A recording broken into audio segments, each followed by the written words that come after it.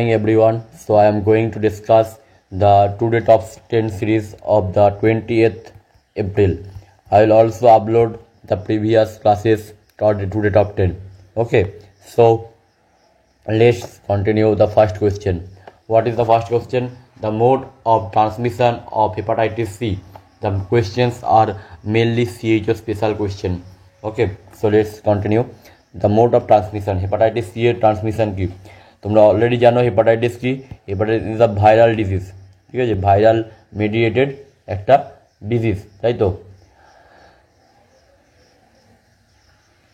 Okay, and its can be classified into A, B, C, D, E. Hepatitis can be classified into A, B, C, D, E. And hepatitis A এর অপর নাম কি? The other name of the hepatitis A. This is infectious. Question পড়ে infectious hepatitis কাকে বলা হয়? Hepatitis A K. B কে কি বলা হয়? Serum hepatitis. Serum hepatitis. Hepatitis C এর অপর নাম কি? Post transfusion hepatitis. আচ্ছা, হেপাটাইটিস ডি এর নাম কি? Delta hepatitis. ই ফর হচ্ছে এন্ডেমিক হেপাটাইটিস, ঠিক আছে, এন্ডেমিক হেপাটাইটিস। তাহলে এই হলো। আচ্ছা, এর মধ্যে hepatitis B is only the DNA virus. Hepatitis B is only the DNA virus. Rest are all কি? RNA viruses. আচ্ছা, আর কি? হেপাটাইটিস এ আর ই প্রথমেরটা লাস্টেরটাই হচ্ছে কি? অনলি ফিকো ওরাল ট্রান্সমিশন হয়। বাকিগুলো মোটামুটি ওই ব্লাড রিলেটেড বিভিন্ন হয়ে থাকে। যেমন হচ্ছে হেপাটাইটিস বি তোমরা জানো সেক্সুয়াল কন্ট্যাক্টে হয়, যদি আমরা কোনো ব্লাড কোনো তোমার কন্টামিনেশন হয় সেক্ষেত্রে হতে পারে, ঠিক আছে। হেপাটাইটিস সি তো একদম বলেই দেয় যে হেপাটাইটিস সি হচ্ছে তোমার এর জন্য পোস্ট ট্রান্সফিউশন হেপাটাইটিস, যে ব্লাড ট্রান্সফিউশন বা ব্লাড প্রোডাক্ট ট্রান্সফিউশন করা হয় দেন তারপর দেখতে পাওয়া যায়, ঠিক আছে। আচ্ছা, তোমরা মোটামুটি হেপাটাইটিসের হেপবির ভ্যাকসিনের নামও শুনেছো, হেপাটাইটিস ভ্যাকসিনের নামও শুনেছো, তাই তো? সো ঠিক আছে, চলো আমরা কোয়েশ্চেনে আসি। The mode of transmission of hepatitis C. তাহলে হেপাটাইটিস সি কি ফিকোরাল রুটের মাধ্যমে হয়? না, হয় না। ড্রপলেটের মাধ্যমে হয় না। কন্টামিনেটেড ব্লাডের দ্বারা হতে পারে, কারণ ব্লাড বা ব্লাড প্রোডাক্টের দ্বারা হওয়ার সম্ভাবনা বেশি। Which of the following is the DNA viruses? দেখো, only hepatitis B is the DNA viruses, আমরা অলরেডি আলোচনা করে দিয়েছি। Hepatitis B is only the DNA viruses, rest are all RNA viruses. Okay, which is the natural method of family planning? আচ্ছা, এটা তো মোটামুটি সকলেই জানো, এটা তো অনেকেই জানো, তাই তো? Natural method of family planning lactational amenorrhoea হবে, ল্যাকটেশনাল অ্যামিনোরিয়া। আচ্ছা, এছাড়াও কয়েকটা আমাকে বলো তো, কয়েকটা। Wait, let me take a page.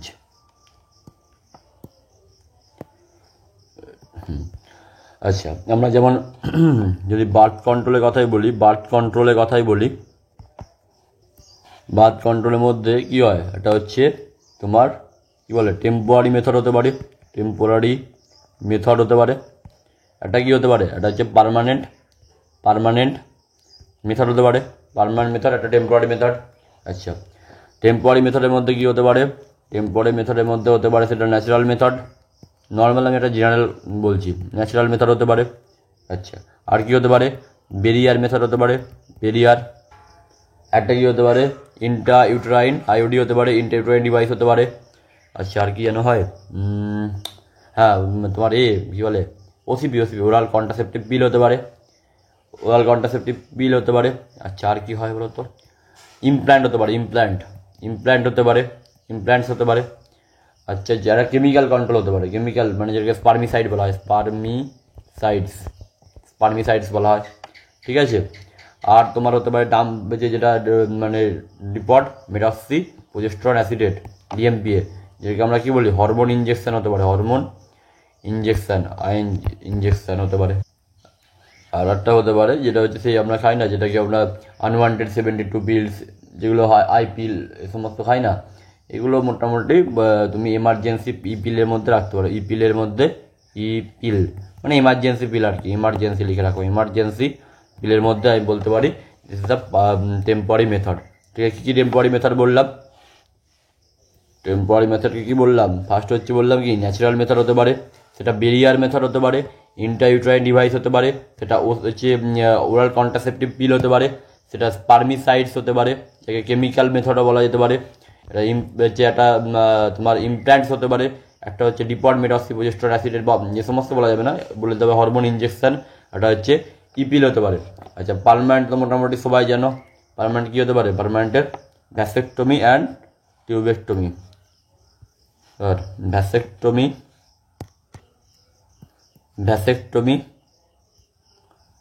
Tubectomy এখানে একবারে সামান্য করে বলে দিই, ভ্যাসেক্টমি কী করা হয়, ভাস ডিফারেন্স কী করে দেওয়া হয়, আর এটা ফ্যালোপিয়ান টিউব কী করে দেওয়া হয়। তাহলে টিউবেক্টমি কার ক্ষেত্রে হতে পারে, টিউবেক্টমি কাদের ক্ষেত্রে হয়, ফিমেলের ক্ষেত্রে হয়, তাই তো, কারণ কি ফ্যালোপিয়ান টিউবকে কাটা হচ্ছে, আর ভ্যাসেক্টমি কি ভাস ডিফারেন্স কাটা হচ্ছে, তাই তো, দুটো যে ভাস ডিফারেন্স থাকে দুদিকের কাট করে দেওয়া হয় এবং সেটা টাই আপ করে দেওয়া হয়। আর এর ক্ষেত্রে কী করা হয়, টিউবেক্টমির ক্ষেত্রে যে ওভিডাক্ট থাকে বা ফ্যালোপিয়ান ডাক্ট যাই বলো না কেন, তো ওভিডাক্টগুলোকে কী করা হয়, কাটা হয় এবং সেটাকে টাই আপ করে দেওয়া হয়। তাহলে কি, যে আমাদের ওভার যে প্যাসেজটা ছিল সেটা কি ব্লক হয়ে যাচ্ছে। আর এর ক্ষেত্রে কি, এর ক্ষেত্রে তোমার ভ্যাসেক্টমির ক্ষেত্রে যদি আমরা ভাস ডিফারেন্সগুলোকে কাট করে টাই করে দিই, তাহলে কি, যে স্পার্মের যে প্যাসেজটা সেটা কি ব্লকেজ হয়ে যাবে। এই হচ্ছে ফান্ডামেন্টাল ব্যাপার। ওকে, আচ্ছা, এবার এখানে কি লিখতে হবে জানো, হ্যাঁ, এবার দেখো, যদি আমি ন্যাচারাল বা টেম্পোরারি মেথডে প্রথমে কি বললাম, ন্যাচারাল মেথডের কথা বললাম, ন্যাচারাল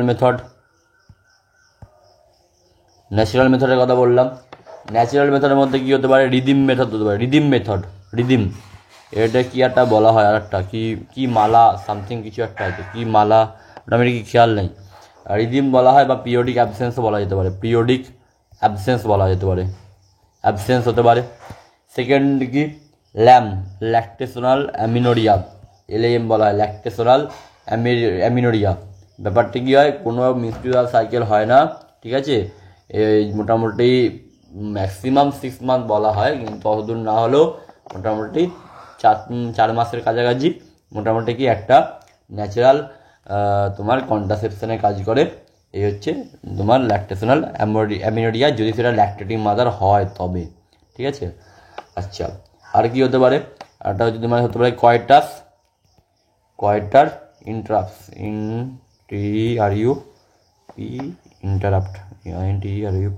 ইন্টারাপ্টস, ঠিক আছে, এই হতে পারে। ব্যারিয়ার মেথড তো জানো মোটামুটি, ব্যারিয়ার মেথডে কী হতে পারে, ব্যারিয়ার মেথডে হতে পারে কন্ডম হতে পারে। আর যদি ফিমেলের কথা বলা হয় তাহলে হচ্ছে বলা হয় ফেমিডোম। নর্মাল আমাদের এখানে গভর্নমেন্ট সাপ্লাই কী হয়, নিরোধ, তাই তো, নিরোধ হচ্ছে গভর্নমেন্ট সাপ্লাইয়ের হয়ে থাকে নিরোধ, ঠিক আছে, বিভিন্ন কমার্শিয়ালি আরও বিভিন্ন জিনিস পাওয়া যেতে পারে, ঠিক আছে। এছাড়াও হতে পারে অনেক কিছু হতে পারে, যেমন হচ্ছে তোমার হয় কি বলে, ডায়াফ্রাম, DIAPHRAGM এরকম কিছু একটা মান হবে, দেখে নিয়ে একটু। ডায়াফ্রাম হতে পারে, ডায়াফ্রাম কিছু না, এটা কী বলবো, মানে রাবার, সব রাবার টাইপের জিনিস, যেটা কি করে ওই মানে ইউট্রাসের এন্ট্রান্সটাকে না ব্লক করে দেয়, বন্ধ করে দেয়, ইউট্রাসের এন্ট্রান্সটাকে বন্ধ করে দেয়, ঠিক আছে, বন্ধ করে দেয়, যাতে করে মানে আমাদের স্পামটা কী করে, যে এই পর্যন্ত মানে পৌঁছাতে না পারে, রিচ করতে না পারে, ঠিক আছে। মানে এটা কিন্তু যদিও সামান্য পরিমাণেই তোমার সেক্সুয়াল ট্রান্সমিটেড মানে STDs, সামান্য কিছু STDsের বিরুদ্ধেই কিন্তু কাজ করতে পারে, কিন্তু অতটা তোমার কিন্তু হেল্পফুল না। এছাড়াও কী হতে পারে, অত বাদ দাও, অনেক অন্যদিকে চলে যাওয়া হবে। এটা হচ্ছে সার্ভাইকাল ক্যাপ হতে পারে, তোমার ভল্ট ক্যাপ হতে পারে, সমস্ত বিভিন্ন জিনিসপত্র আছে। তারপর হচ্ছে এগুলোই মোটামুটি এই সমস্তগুলো ইউজ হয় অ্যাজ আ ব্যারিয়ার মেথড। আর কি হতে পারে, আচ্ছা অ্যাড পেজ করো, আর কি হতে পারে দেখি, আর কি বলেছিলাম এখানে দেখো, আমার তো মনেও নেই। আইওডি তো জানো তোমরা, আইওডি সম্বন্ধে আমি আর কিছু বলতে যাচ্ছি না। আইওডি তোমরা সকলেই জানো, কি ওখানে অনেক ব্যাপার আছে। একটা হচ্ছে তোমার বলতে পারো আইওডির ভাগ আছে, অনেক ভাগ বলতে তোমরা জানো নিশ্চয়ই, নন মিডিয়েটেড আইওডি, ঠিক আছে। একটা তোমার হতে পারে সিউ রিলিজিং মানে কপার রিলিজিং আইওডি, একটা হতে পারে হরমোন মিডিয়েটেড আইওডি বা হরমোন রিলিজিং আইওডি, যাই হোক আর কি। হরমোন রিলিজিং আইওডির নাম কি বলো তো, LNG 20, আচ্ছা, যদি নন মিডিয়েটেড বলে, নন মিডিয়েটেড এক্সাম্পল কি? লিপিস লুপ, লিপিস LEPPS নাকি লিপিস লুপ, যাই হোক দেখে নিয়ে বানান লিপিস লুপ। আর ইয়েতে কপার রিলিজিং তো জানো, কপারটি, ঠিক আছে, বা মাল্টিলয়েড 375 বলতে পারো, ঠিক আছে। এ সমস্ত মোটামুটি তোমরা জানো, এ সম্বন্ধে আমাদের বিস্তারিত বলার আমার দরকার নেই। আচ্ছা, ওরাল কন্ট্রাসেপটিভ পিল, OCP সম্বন্ধেও তোমরা জানো কী ইউজ হয়, মিনি পিল ইউজ হয়, কম্বাইন্ড পিল ইউজ হয়, ঠিক আছে, এ সমস্ত। আর ইমপ্ল্যান্ট সম্বন্ধে বলার কিছু নেই, ওটা তোমার একটা শুধু জিনিস জানবে, ইমপ্ল্যান্ট হচ্ছে আমাদের সাবকাটে হয়, সাবকাটে রাখা হয়, সাবকিউটেনাস পোর্শনে ইমপ্ল্যান্ট করা হয়। আচ্ছা, আর তোমার ওই এটা তো বললাম হরমোন ইঞ্জেকশন, DMPA জানো তোমরা, এমার্জেন্সি পিল, আনওয়ান্টেড 72 বা আই পিল, এ সমস্ত জিনিসপত্র ইউজ হয়। এই হচ্ছে আমাদের ব্যাপার। যাই হোক, আমাদের যেটা মেন উদ্দেশ্য ছিল ল্যাকটেশনাল অ্যামেরিয়ায় পৌঁছানো, আমরা আশা করি ন্যাচারাল মেথড যেটা তোমার ল্যাকটেশনাল অ্যামেরিয়া, সেটা আমরা বুঝতে পেরেছি। আইওডি একটা আলাদা ভাগ, আর কন্ডোম বা ডায়াফ্রাম বলো, এগুলো হচ্ছে বেরিয়ার মেথডের মধ্যে পড়ে। ওকে, পরবর্তী যাওয়া যাক কি বলছে। In the prevention of communicable disease, the primary prevention result form. এটা তো মোটামুটি জানার কথা সকলেরই, যে আমাদের তিন ধরনের নয়, যদি পুঙ্খানুপুঙ্খভাবে বলতে হয়, মাইনিউরলি বলতে হয়, তাহলে আমাদের প্রিভেনশনের কটা লেভেল? 4টে, প্রাইমারি, সেকেন্ডারি, টার্সিয়ারি, তাই তো। এর মধ্যে প্রাইমারিয়াল তোমরা যেমন কি হতে পারে, যদি আমরা স্মোকিং বন্ধ করতে চাই তাহলে কী করতে হবে? আমাদের সিগারেটের উপর ট্যাক্স বাড়াতে হবে, তাই তো। তারপর হচ্ছে তোমার যদি আমরা বলি শরীর স্বাস্থ্য আমি ভালো রাখতে চাই, তাহলে কি আমাদের যেখানে খাদ্য উৎপাদন হচ্ছে সেই জায়গাটায় কি আমাদের রাসায়নিক সারের ব্যবহার কমাতে হবে, এই সমস্তগুলো ব্যাপার আছে। যাই হোক, এ সমস্ত নিয়ে আমরা পেড ক্লাসে এত তো বলা সম্ভব না এখানে। যাই হোক, সেক্ষেত্রে আমাদের প্রাইমারি প্রিভেনশন যেটা হচ্ছে, প্রাইমারি প্রিভেনশনের ক্ষেত্রে কী হয়? প্রাইমারি প্রিভেনশন হচ্ছে আমাদের কোথা থেকে আসে? ইমিউনাইজেশন থেকে আসে, তাই তো। ইমিউনাইজেশন বা ভ্যাকসিনেশন যে সমস্ত করা হয় বিভিন্ন ডিজিজ কন্ডিশনের বিরুদ্ধে, সেটা কি আমাদের প্রাইমারি লেভেল অফ প্রিভেনশন, ঠিক আছে। এছাড়াও আরও হতে পারে, যেমন যদি বলি আমি STDর জন্য আমি কি কন্ট্রাসেপটিভ মেথড ইউজ করছি, এটাও কিন্তু আমাদের কি কিন্তু প্রাইমারি প্রিভেনশন। বা আমি যদি বলি স্মোকিংকে আমি অ্যাভয়েড করছি, that is also the primary prevention, ঠিক আছে। এছাড়াও বিভিন্ন অ্যাওয়ারনেস প্রোগ্রাম হতে পারে, টিবি অ্যাওয়ারনেস প্রোগ্রাম, তোমার স্মোকিং অ্যাওয়ারনেস প্রোগ্রাম, বিভিন্ন কিছু হতে পারে।